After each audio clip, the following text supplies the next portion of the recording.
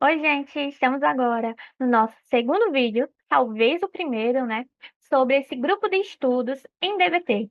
Então, nesse primeiro vídeo, nós vamos falar um pouquinho sobre o pré-tratamento e a conversa, né, sobre uma vida que vale a pena ser vivida, que é o grande objetivo da DBT, que a gente possa alcançar, essa vida que vale a pena ser vivida.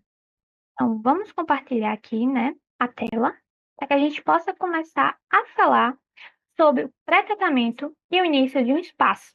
Esse vai ser o capítulo 1, parte 1 dessa conversa. Então, o início do impasse, quando a gente começa a falar da DBT, a gente tem que ter ideia que o objetivo geral dela é uma vida significativa, uma vida que vale a pena ser vivida.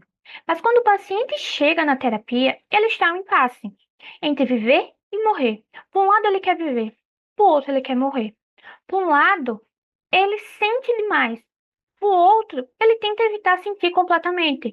E a única forma que ele encontra de evitar sentir é através desse ato, né, contra a própria vida. Porque ele não consegue enxergar um caminho onde ele consiga viver que não seja se machucando. Os esforços para ter algum alívio substituem os esforços para construir uma vida. Então ele acaba tão focado em acabar com aquele sofrimento, em evitar sentir, que ele acaba não colocando esforço em viver, em ter uma vida que seja valiosa, uma vida que seja valorosa. E ele acaba tendo o suicídio e a hospitalização como modo de vida. E esse não é um modo de vida digno, né? Não é um modo de vida que seja recompensador, que seja prazeroso. Então, aqui nós temos alguns estágios, né, de tratamento na DBT, onde ela é dividida em 5 estágios, mas na prática é 5, né? Teoricamente, são 4 estágios, mais o pré-tratamento. E nesse pré-tratamento, nós temos alguns objetivos.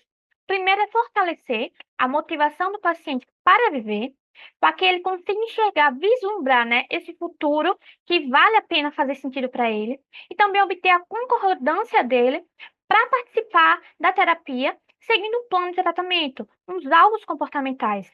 Que a DBT ela tem aqui um protocolo, né, uma priorização e hierarquia do que é que vai ser abordado. Então, a primeira coisa que vai ser abordado durante as sessões vai ser os comportamentos que ameaçam a vida. Seja atos autolesivos, sejam atos que não sejam autolesivos, mas que estejam prejudicando. Vamos imaginar aqui um paciente, anorexia, que está com anorexia tão grave, um peso tão baixo, que aquilo está incapacitando ele, né? Está colocando e algo a ser abordado, aqui nesse primeiro é algo comportamental, de comportamentos que ameaçam a vida. Logo depois, vamos dizer, não tem nenhum comportamento que ameaça a vida nessa sessão. Então a gente parte para o segundo, que são os comportamentos que interferem na terapia, como as faltas de engajamento na sessão, o não cumprimento dos planos que são combinados. Depois, os comportamentos que interferem na qualidade de vida, como questão, por exemplo, de insônia, de não usar medicamento, de não estar comprometido ali na alimentação, higiene do sono, qualquer comportamento que coloca a qualidade de vida em risco. E, por último, os déficits de habilidade. Porque a gente tem aqui no paciente que é borderline, né, habilidades que não estão acontecendo como deveriam, que não está presente, porque ele não teve esse ensino quando ele era criança. Ele hoje está em déficit nisso. Então, a terapia entra para repor, para suprir esses déficits. E aqui uma palhinha, né, gente, de como é que funcionam os outros estágios de tratamento. No estágio 1, a gente vai ter o controle comportamental, numa questão de diminuir esse sofrimento, de dar a ele habilidades de lidar com esse sofrimento. No estágio 2, é abordado o desespero silencioso, seja através de outros transtornos mentais que estão incapacitando ele nessa vida que vale a pena ser vivida. Por exemplo, a questão de TET, que muitas vezes há um luto inibido nisso, um não vivenciar essas emoções porque elas são muito poderosas. E quando não há uma questão de TEPT, né? Porque o paciente borderline, infelizmente, costuma ser um alto índice de ter sofrido abuso, pode ser abordado outros transtornos, como depressão, ansiedade, compulsão alimentar. Estágio 3, nós temos uma questão de resolução de problemas cotidianos. E no estágio 4, o último estágio, é uma integração, a generalização das habilidades aprendidas para outras áreas da vida. Então, nessa primeiros encontros, né, nesse pré-tratamento, ele, ele coloca aqui umas 4 sessões, mais ou menos, para acontecer isso, e algumas etapas, que a gente já começa a ver, não um protocolo, do que é a ser feito. Então, nós temos aqui apresentar um modelo biosocial, que é um modelo que aborda como foi que a pessoa chegou, vamos assim, está nessa situação, que temos aqui o modelo bio, que fala da vulnerabilidade biológica da pessoa. Ela é vulnerável emocionalmente, já é uma questão biológica dela ter nascido assim. E nós temos o social, o ambiente social que foi invalidante, que não soube ensinar ela como é que ela deve se regular diante de tudo o que lhe aconteceu. Segundo passo é orientar sobre a DBT, explicar como é que é a DBT, como é que ela funciona. Temos também ajudar a orientar a rede socioprofissional para ensinar essa rede a como é que deve lidar com esse paciente, o que é que ela deve fazer. Revisar acordos e regras, que a DBT ela também aborda sobre isso, acordos que têm que ser feitos entre o paciente e o terapeuta, as regras que devem ser seguidas, usar estratégias de comprometimento para fazer com que esse paciente se mantenha ligado nessa terapia. Apesar de que esse comprometimento ele vai sofrer variações ao longo de todo o tratamento. Vai ter momentos onde esse comprometimento vai diminuir, e aí eu vou ter que reutilizar essas estratégias de comprometimento. Também vai ser preciso conduzir análises iniciais dos principais comportamentos-alvos. Lembra daqueles comportamentos-alvos de comportamentos que ameaçam a vida, comportamentos que interfiram na terapia, na qualidade de vida, déficit de habilidades. Então, aqui é feita uma análise inicial, que é aquela análise realmente padrão da comportamental, que vai ser qual é o estímulo, qual é a resposta, qual é a consequência. E também começar a desenvolver um relacionamento colaborativo, porque muitas vezes o paciente ele vai se manter na terapia pela relação terapêutica, e não porque a terapia está sendo ótima, não. Porque vai ter muitos momentos onde vai ser abordado coisas difíceis. E ele já vai ter ali um modus operandi padrão de tentar evitar esse sentir. E acaba sendo que a terapia, a relação terapêutica, ser o único reforço para se manter em terapia. Então, a conversa sobre a vida que vale a pena ser vivida vai ser apenas um ponto de partida para começar, né, iniciar essa conversa sobre o que que ele vislumbra do futuro, para poder, então, colocar esse protocolo de contrato, se aliar essas metas finais aos valores de o que é importante para ela e explicar como é que esses comportamentos problemáticos interferem nessa vida, como é que ele está tão focado em evitar sentir, em fazer esses comportamentos que ajudam ele a evitar sentir, que acaba prejudicando ele a viver.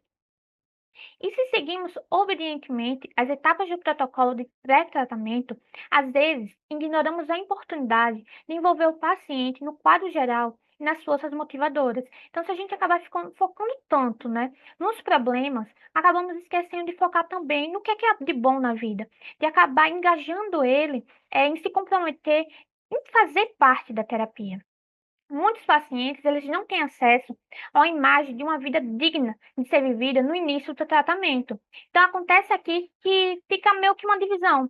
Por um lado, há essa pressão de seguir o protocolo, por outro, há de responder ao paciente. E a terapia dialética comportamental vem falar que é possível seguir o manual, é possível sintonizar-se com o paciente e permanecer hábil no momento. E é justamente por isso que ela é considerada uma terapia baseada em princípios com protocolo. Então, primeiro nós temos os princípios e depois nós temos o protocolo a ser seguido.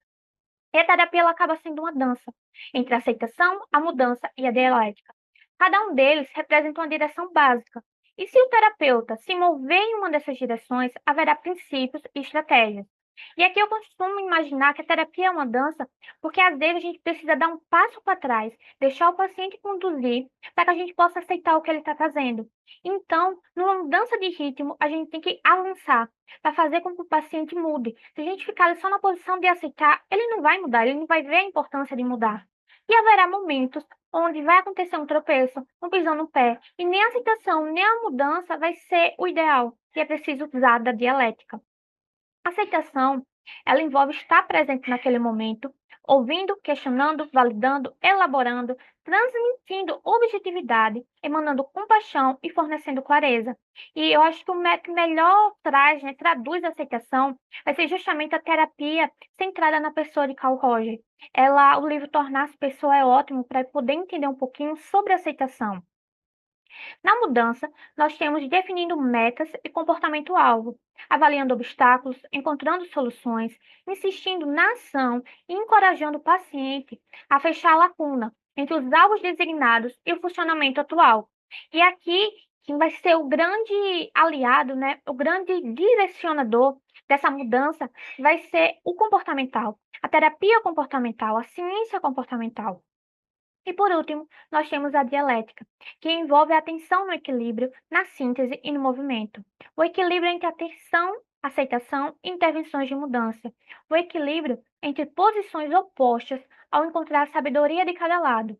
E a síntese das oposições contraditórias. Eu costumo imaginar a dialética como se fosse realmente, como se eu estivesse atendendo ali um adolescente e os pais. É preciso reconhecer a sabedoria de ambos os lados, reconhecer que o adolescente está certo, que os pais estão certos, e envolve essa união, né, de ambos. Ambos estão certos. E fazer alguma coisa aqui que seja diferente, encontrar uma terceira opção. Não é um ou outro, mas ambos. E algo assim, ainda assim, além. No próximo vídeo, a gente vai ter um pouquinho, né, acabamos por aqui o primeiro capítulo, a parte 1, e no próximo vídeo vamos conhecer um pouquinho sobre as 3 tarefas ao conversar sobre essa vida que vale a pena ser vivida, onde vai ser uma tarefa comportamental, uma tarefa dialética e uma tarefa que envolve a terapêutica, o relacionamento entre terapeuta e paciente. Então, fica legal.